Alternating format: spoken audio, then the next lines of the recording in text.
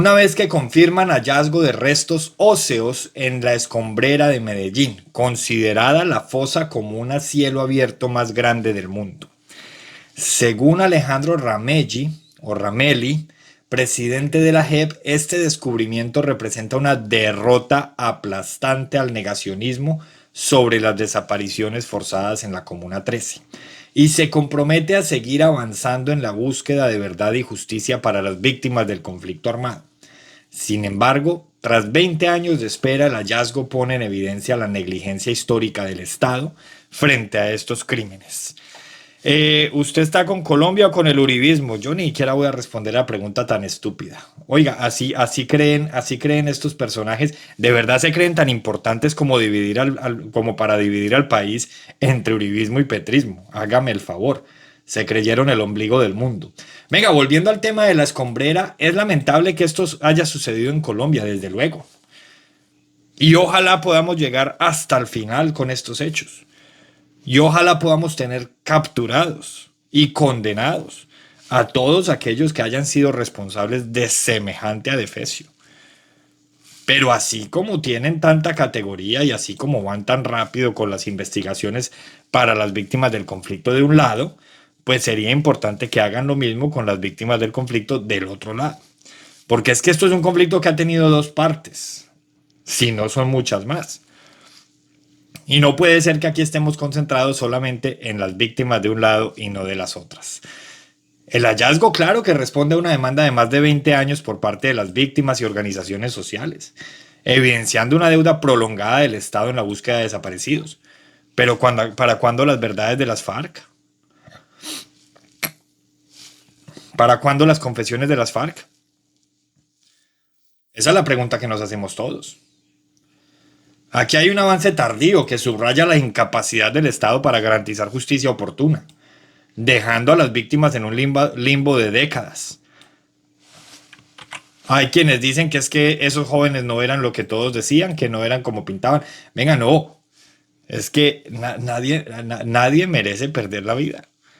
Y además nadie tiene la autoridad para quitarle la vida a otro, independientemente de quién sea, si lo consideramos bueno, si lo consideramos malo, lo que sea. Pero aquí la pregunta es, ¿para cuándo vamos a conocer la verdad de todas las bellezas que hicieron las FARC, el M-19 y los demás grupos que han contribuido a la guerra en este país? Porque es que estamos concentrados única y exclusivamente en las víctimas que le adjudican al Estado. Y eso está muy bien, porque víctimas son víctimas y no nos importan de dónde. Aquí no tenemos un doble rasero como lo tiene Gustavo Petro, que ya ven ustedes que no escatima trinos para hablar de las víctimas en Gaza, pero calla desde un silencio cómplice cuando las FARC asesinan a nuestros jóvenes. Desgarrador el testimonio de cómo sacaron a un joven en el Cauca en chanclas de su casa, 15 años. Esta semana les estoy hablando de algo que sucedió hace 2 días.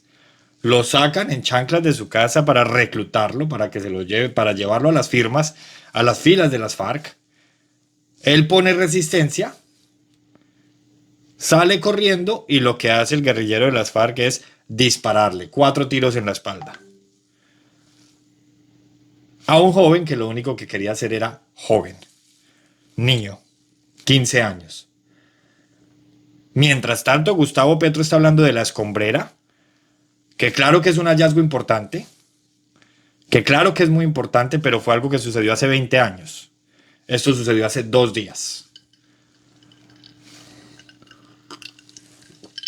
¿Qué es que aquí queremos restarle importancia a la escombrera? No, ni más faltaba. Aquí lo que queremos decir es que es tan importante la escombrera como lo que está pasando con las FARC y demás grupos al margen de la ley. Eso es lo que queremos decir aquí. Aquí es tan importante lo que pasó antes como lo que está pasando ahora. Porque con lo de antes tenemos una deuda histórica, que claro que hay que saldar. Pero es que eso no lo podemos saldar nosotros. Necesitamos que la justicia actúe, que la justicia se pronuncie, que la justicia tome decisiones. Luego, lo que está pasando ahora hay que actuar. para que deje de pasar. Por aquí me está mandando a bajarme el mechero. No, yo creo que Carlos se debería mirar al espejo y mirar a ver cómo puede verse mejor. Yo lo último que me interesa es cómo me veo. Estamos hablando de las noticias de hoy. Aunque Ramelli niega una motivación política, el uso de términos como derrota aplastante al negacionismo sugiere una narrativa cargada, posiblemente orientada a reforzar la legitimidad de la JEP. Aquí está claro, una persona como Ramelli, que no es cualquier persona, no es cualquier opinador, no debería estar usando estas narrativas de negacionismo. Derrota al negacionismo, derrota aplastante al negacionismo. ¿A cuál negacionismo se refiere? ¿Al de Polo Polo por lo que pasó con las botas de la JEP? De las madres de Suacha, perdón, de los falsos positivos. Desde los estrados judiciales de la JEP, entonces, ¿se sigue dividiendo el país entre unos y otros? ¿Vamos a seguir en ese eterno conflicto? ¿Qué más podemos esperar si los mismos togados son los que utilizan estas narrativas? Ahí sí, como dice el cuento, como decían por ahí los deportistas deportivos, apague y vámonos. Cuarta conclusión, a pesar de su impacto simbólico, solo se han identificado 3 cuerpos, mientras se estima que 502 personas desaparecieron en la escombrera, lo que deja enormes dudas sobre la efectividad de las búsquedas.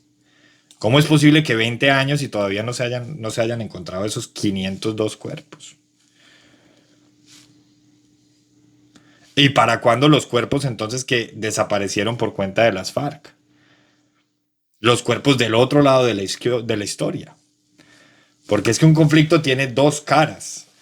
Pues imagínense, para que haya una guerra como la que hemos tenido en Colombia los últimos 80 años, si no es más, se necesitan como mínimo 2 actores.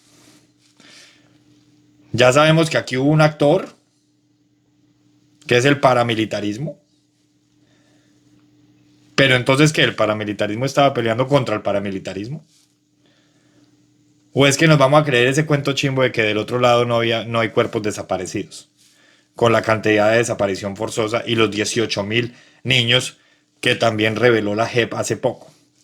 Porque hay unos que callan frente a los 18.000 niños mientras vociferan frente a los 6.402 falsos positivos. Mientras sigamos teniendo ese doble rasero, señores, aquí no vamos a tener ninguna reconciliación. Y la quinta conclusión es que los trabajos en el sitio van a continuar. Pero la falta de resultados contundentes podría minar la confianza en el proceso y alimentar la percepción de una justicia incompleta y sobre todo politizada. Ahora, esta va a ser la narrativa del petrismo durante las próximas 2 semanas como mínimo, para ignorar todo lo que está sucediendo en el gobierno y seguir trazando una agenda propia.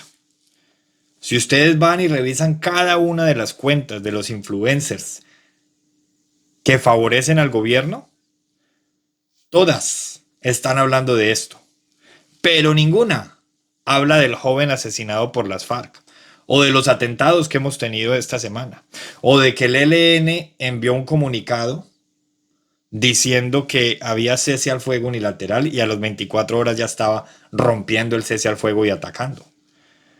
Petro celebró el comunicado, pero no dijo nada frente al rompimiento del cese al fuego, frente a la ruptura. Entonces vuelvo y les digo, aquí estamos frente a un doble rasero, como el representante rasero del pacto histórico.